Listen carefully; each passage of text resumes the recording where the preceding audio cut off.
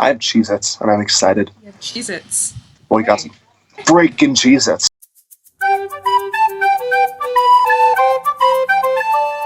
Hi, it's Jay. Welcome back to my channel. Today I'm here with Mason from TheGD256, and we are Skyping, and we're doing a collab of both my channel and his channel.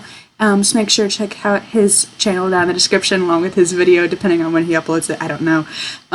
Yeah. I don't know. Yeah, but I have about a dozen books here with me that are contemporary books or booktube favorites that he has not read because he doesn't usually read like the staple booktube books, and a couple of them are my favorites. And so what I'm going to be doing is I'm going to be showing him the cover and reading the first 1 to 3 sentences, and he has to guess what the plot is. Don't drop your tab. I'll try not to. All right. Okay, so here we go. Okay. Ooh. So the first one is History Is All You Left Me by Adam Silvera, and if you've actually read any of these and I just don't remember you mentioning it, then tell me. Okay, I have no idea what that is. Okay, cool. So History Is All That You Left Me. History Is All You Left Me by Adam Silvera. Got it. All right. So I'm just going to read the chapter heading if there's like a title. Today, Monday, November 20th, 2016. You're still alive in alternate universes, Theo, but Theo, anyway. Oh no. Oh no. You're still alive. That's a joke on my channel, if you've ever seen that video. And I will put that down below because I've watched it like 6 times. You're still alive in alternate universes, Theo, but I live in the real world, where this morning you're having an open casket funeral. Okay, I'm going to be honest. When it started with November 20th, 2016, I thought it was going to start with the election. Fair enough. So he's having an open casket funeral. Yeah. Okay. And if you want me to reread it, then tell me, because I know I speak fast sometimes. No. Okay, so it's called History Is All That You Left Me. Mm-hmm. History Is All That You Left Me. It sounds like slam poetry when I say it like that. Okay, so let me think. Mm-hmm. So this guy's in an open casket, so it's Adam Silvera, so part of me wants to assume that there is probably going to be a relationship between 2 guys, because that's what I've noticed in his books. Mm. I might be wrong, but that's definitely what I've noticed.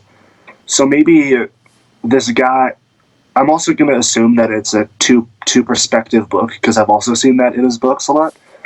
So I'm going to say there's this guy in a casket. He's actually dead, and he's reminiscing on the fact that he's died, and then it's going to cut to maybe a character that is experiencing the fact that his best friend or boyfriend passed away, and maybe there's like cuts to the past that shows like how they met and how they eventually got together, and that's my guess.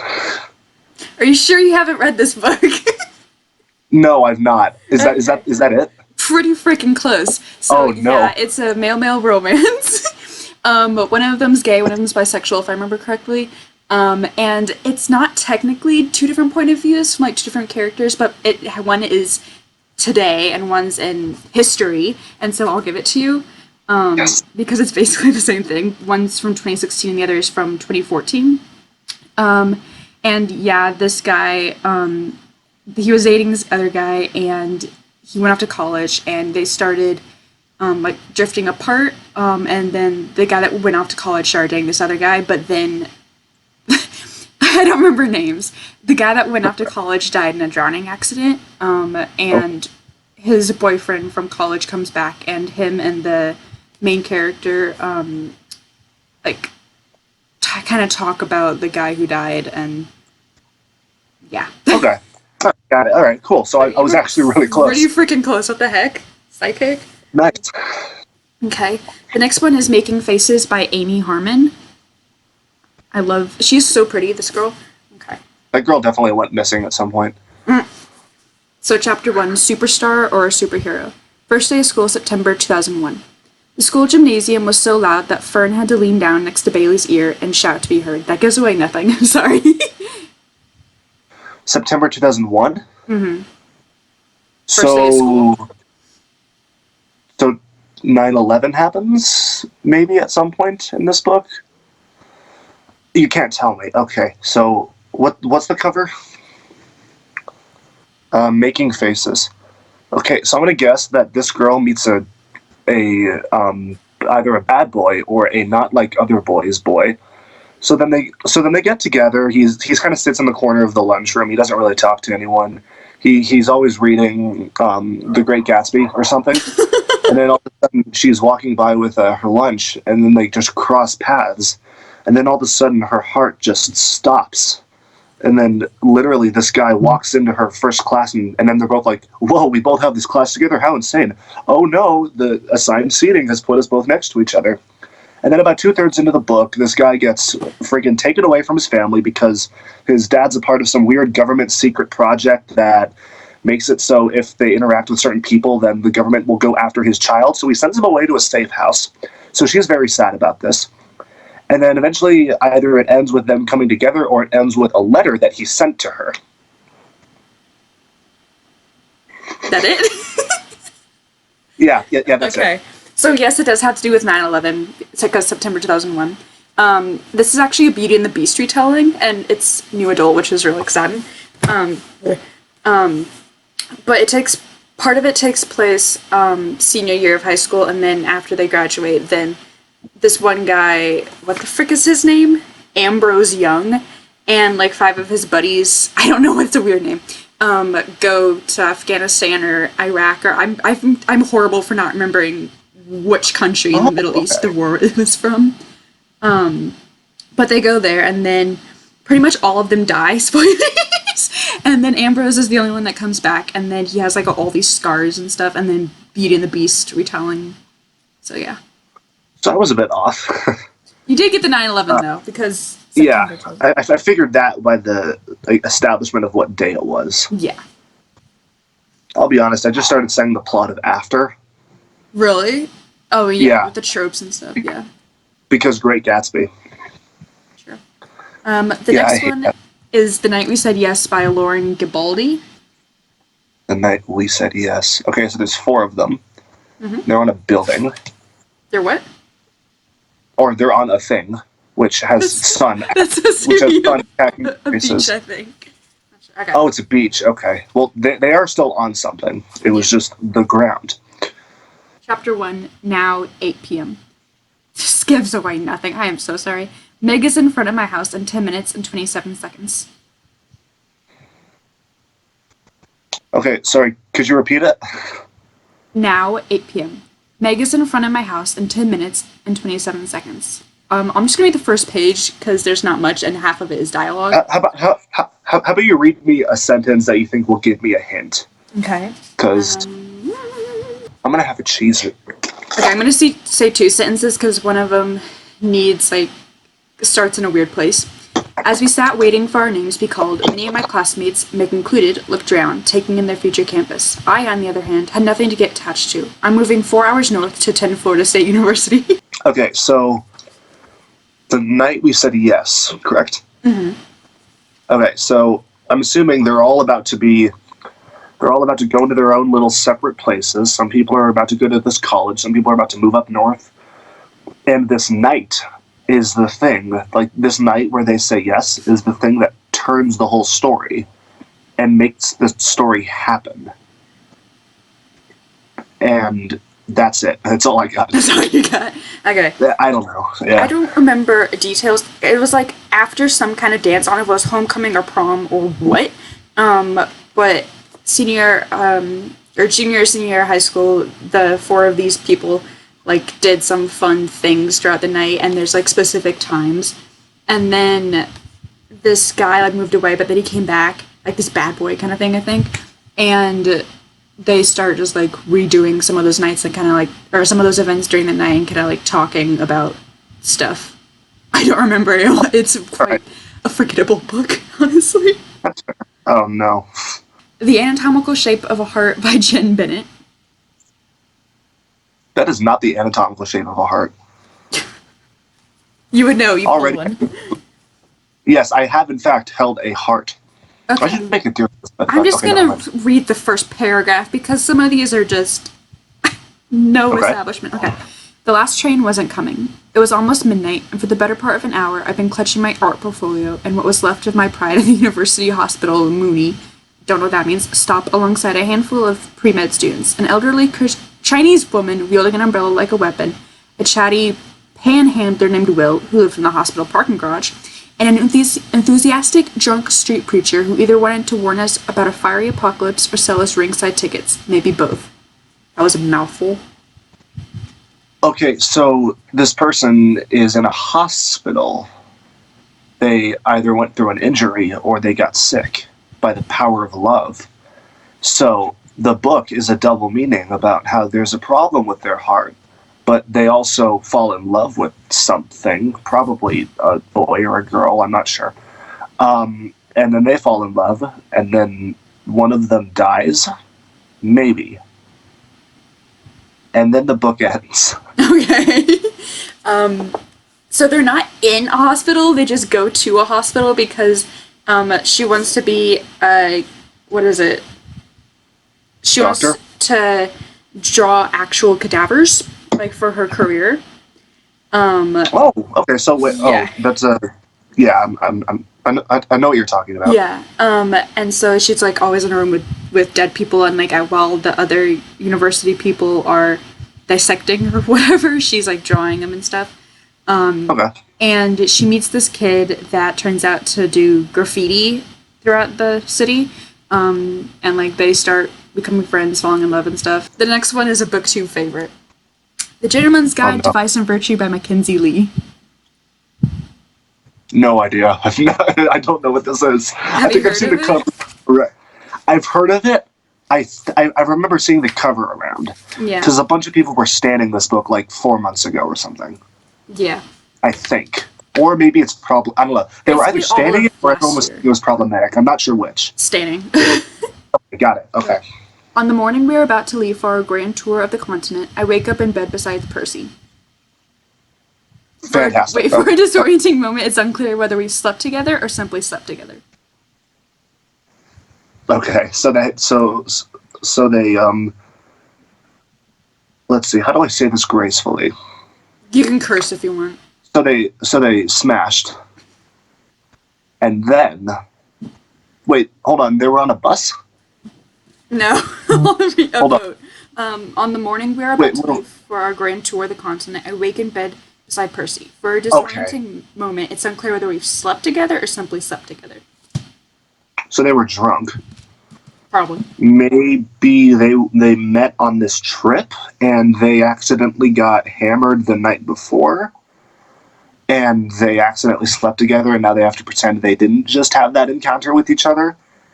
And a bunch of now, from what I can tell, I think this book has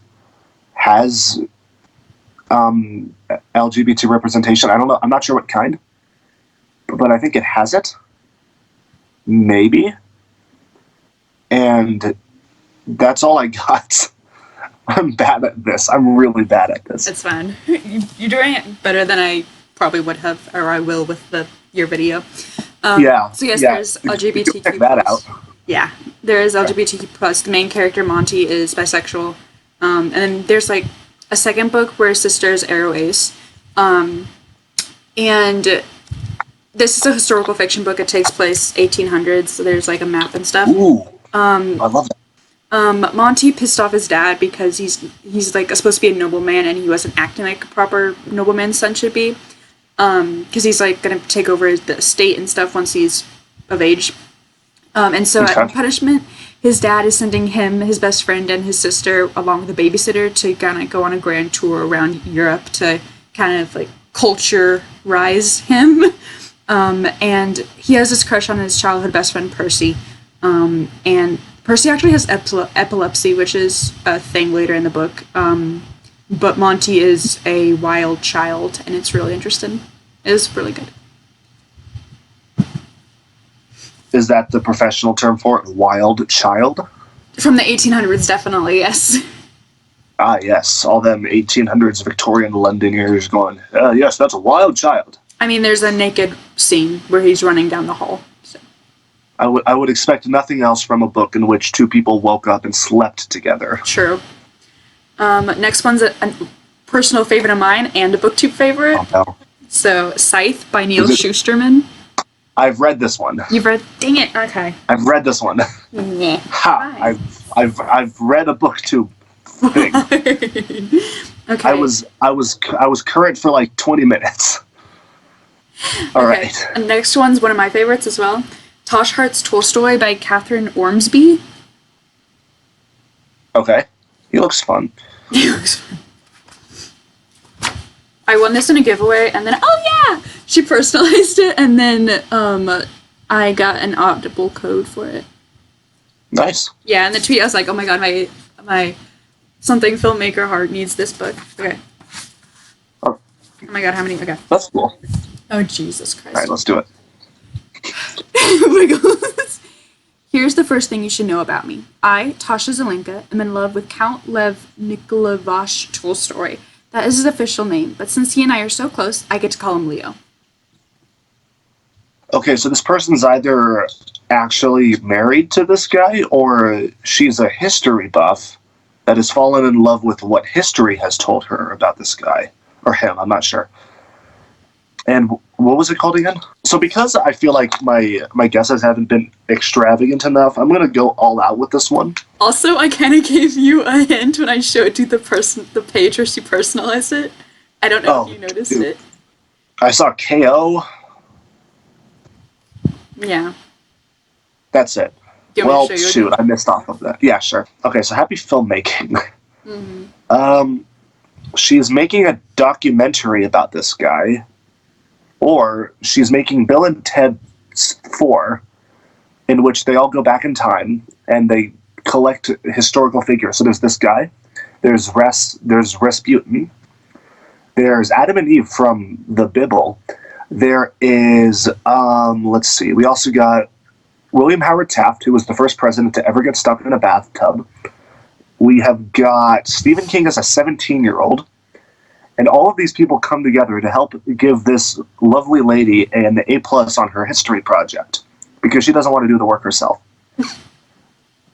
And that's my guess. That's your guess, okay. Yes. So,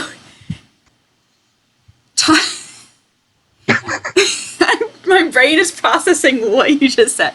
Don't worry, mine too. Tosh Hart's Tolstoy is about this girl named, whatever the frick, Natasha, or Tosh, and she loves Leo Tolstoy's Anna Karenina. And so she and some friends have made this, like, YouTube drama series, like, actual filming, about, like, an adaptation of it, a contemporary adaptation. And she gets recommended by one of her favorite YouTube people, and so she gets a bunch of subscribers, and it kind of goes off from there, and she gets nominated for Golden Tuba, I think is what it was called. I think that's a fake thing, the Golden Tuba. Okay. That's cool. And, like, she deals with that, and then she also deals with being asexual and, like, having a crush on this one guy, and then he's just like, and then her neighbor is like, hey. Relatable. Okay. All right. Well, that sounds good. I might actually check this one out. So I don't want you to spoil too much. Yeah, but when I like it, that's cool. So I was kind of correct. Yeah, a little bit at the beginning. Okay, this one's both again a favorite and a BookTube favorite. You probably know what this is about if you haven't read it. Simon versus the Homo Sapiens Agenda. By Becky. I own this. I've not read it. I've watched the trailer for it. So I know the plot, kind of. Okay. I don't know if I'd call this a favorite. Like, it was good, and I love the cover, but it's a BookTube favorite. Autobiography by Christina Lauren. I don't like that title. I like the cover, but I hate the title. Autobiography, the worst thing that has ever graced my eyes. Worse than Theo Gale. Yes. No. Okay. No, I do actually love the cover. Yeah. I just don't like the title. I like the color scheme. The end of our final winter break seems almost like the beginning of a victory lap. We're 7 semesters into our high school career with one last token, honestly, semester to go. I want to celebrate like your average guy, with some private time and a few mindless hours down the YouTube rabbit hole. Unfortunately, neither of those things is going to happen. You see, what's going to happen is I'm going to write a book about myself. And I'm going to call it the Autobiography because I'm a boy and it's a pun. So I'll shut up about the title. So this guy is just on the last sprint of winter break. So I'm assuming Christmas probably happens and sometime in this book, or Hanukkah, maybe, if the main character's Jewish. Let's see. So there's that. Otto Boyard. He wants to stay home and watch YouTube, so he's an introvert, which means he doesn't like going outside, which means he probably isn't a part of, well, he might be a part of a sports team, or maybe he's a part of some club that is really niche that's disliked by almost everyone else that's not in the club. Mm-hmm. Sort of like whenever I'm in like a writing club and almost everyone else hates writing for some reason, and after a point I started hating writing. But you know what? That's all besides the point. I'm getting in a rabbit hole.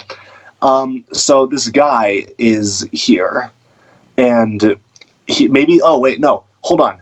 I just had a brainwave. Okay, this thing is a coming of age story. So by the end of it, it's going to be an automanography. I'm being serious about the coming of age part. Okay. I think it might be a coming of age story. I will stop there. Okay, is that all you're gonna say? Yes. Okay. That's it. Fine. Okay. So first up, this is LGBTQ. It's male. I think the main character is bi. If I remember correctly, I don't remember. It's been a while. Yeah, I didn't even think of romance. Shoot. Anyway, this deals with where's the place? Where's that one? Kansas. Mormon Nebraska. college. Louisa. Oh, shoot. I don't know. You know the one I'm talking about, though, yeah? Probably. The one that's like in the Midwest. Yes, yeah, that one. Yeah. I know that one. So it takes place near there. And this guy is in his last semester of high school, obviously, and he's in this creative writing class with his best friend. And they have like a writing assignment where they have to write a book, like a first draft of a book by the end of the semester, which, because, all seniors want to do that when they're facing graduation and AP exams. Are you kidding? I would do that. True. And the class is graced by this presence of a kid who graduated like a year before, who got a book published, and he's Mormon, and they, like, the main character starts to get this crush on him, but then this book deals with, like, religion and, being queer and writing and stuff, and he basically writes a book about this guy who he has a crush on, and it, like, changes the names and stuff, so yeah. That's cool. Alright, I like that. It was cute. Okay. I still hate the title, but I like the plot. It sounds fun. Got 3 left. Fun. Let's do this. Okay, I'll do this one first. Okay, next one is one I really like. It's not a favorite, and it's a BookTube favorite, though. No. 7 Husbands of Evelyn Hugo by Taylor Jenkins Reid. Okay. Okay. Not a clue. Oh, dear God. Not a clue. I'm gonna get canceled so hard. There's, like, a newspaper clipping, and then there's the first chapter. Okay. I'm gonna have to get myself out of the BookTube community and just operate solely in Doctor Who, because everyone else is gonna kick me out. Okay, I guess I'll read the first paragraph of the newspaper clipping. So, from the New York Tribune, by Priya Amrit, Evelyn Hugo to auction off gowns, March 2nd, 2017. Film legend and 60s it girl, Evelyn Hugo, has just announced that she will auction off 12 of her most memorable gowns through Christie's to raise money for breast cancer research. At the age of 79, Hugo has long been an icon of glamour and elegance. She is known for a personal style, both sensual and restrained, and many of Hugo's most famous looks are considered touchstones of the fashion and Hollywood archives. Okay, so this sounds like a book where, and I'm actually going to take this seriously for once. This sounds like a book where, as it goes on, we're going to keep going flashbacks as we explore Hugo, or her name's Evelyn Hugo. Evelyn Hugo. As we explore Evelyn Hugo's, I guess, evolution through life, through her different marriages and how they've affected her and her life overall. Because I'll be honest, the book kind of gave me a vibe of it takes place in the past at some point.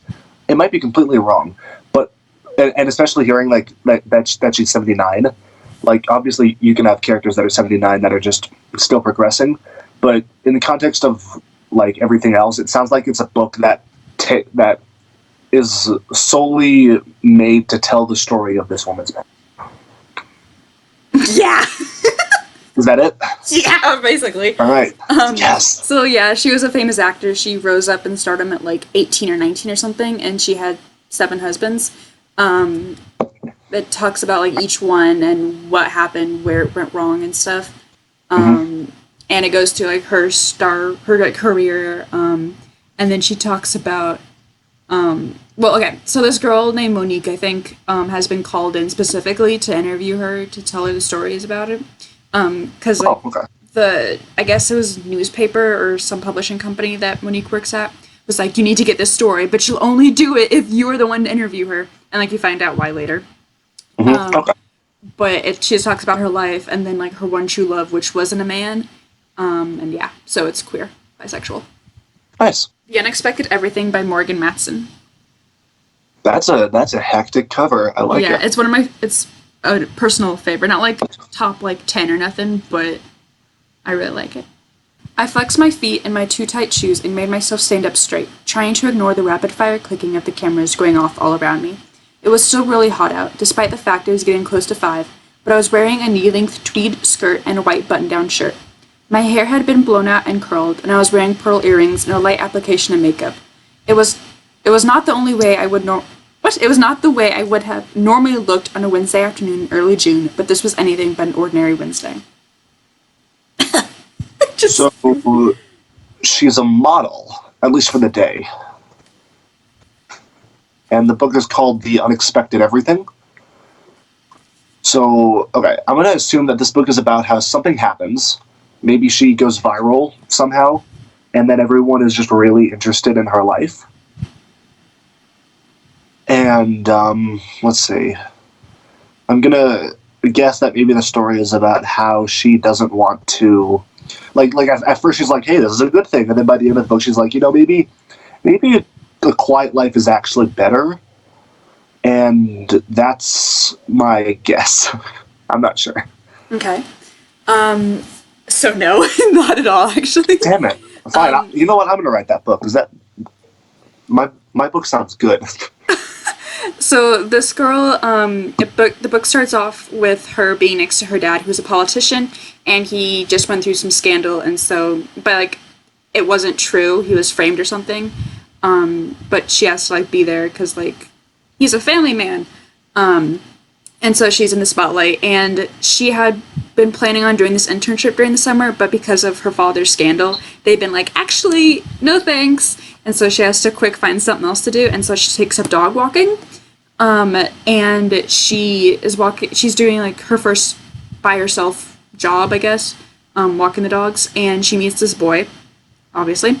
And he's a writer, and they like start hanging out, and they are really cute, and they like do this little thing where they like make up their own story with characters. And then I forget what happens, but they have this fight, and he has to go on tour for his third and final book of the trilogy. And they still haven't talked for a bit, and she's like, I need to do this grand thing. And so she like runs into his book signing, and it's like, so how does this story end? It's actually really cute. I'm horrible at describing it, but the writing was really good for a contemporary cheesy book like this. That's cool. All right, I like it. And it had dogs, so awesome. That's always a good thing. Yeah, last one. Last one.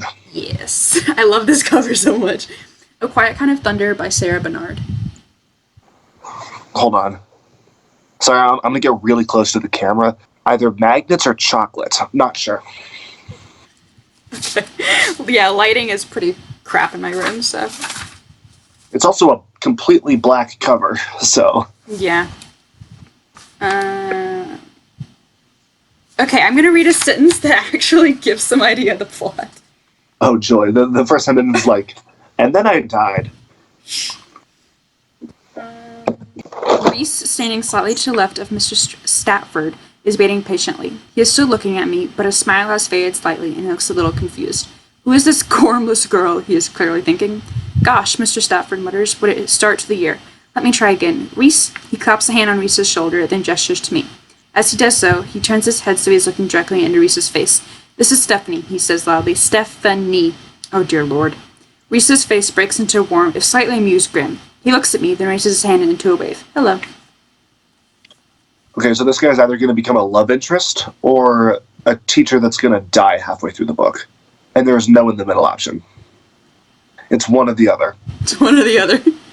And that's all I got. That's all you got. Okay. That's it. I'm sorry. Okay. So this is a YA romance, and like I don't really like YA romance, but this is really cute.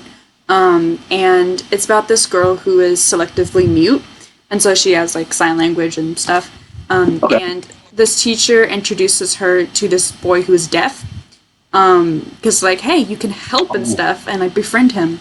And they kind of have their own little way of communicating, where they like half sign, half write. Trying to find it. Oh, here it is. That's cool. I like that. Like this. Like the bold is signing, and then obviously the writing is writing. Cool. I like Yeah, and I like they that a lot. kind of like form a friendship and then form a relationship, and they just, it's just, yeah, it's cute. No, I like that. It's really cute. That's awesome. I like it. I'm still not 100% like gonna, I guess, search out all these books because it's very much a genre I wouldn't say I'm disinterested in. I'm just not interested in right now. So I think over time, as my interests kind of shift back into that, I will definitely search out some of these books because they do sound interesting. So yeah, that's all I've got for today. Just make sure to check out the description for Mason's channel. He's super cool, obviously, as you can tell. Yay! Yeah, because only the coolest people get to collab with Jay. So. Oh yeah, totally. Definitely. So if you like this video, give it a thumbs up, and don't forget to hit subscribe and ring the bell so you get notified whenever I upload every Wednesday, and I'll see you in the next video. Thanks for watching. Bye. Read Annihilation. Oh, forgot.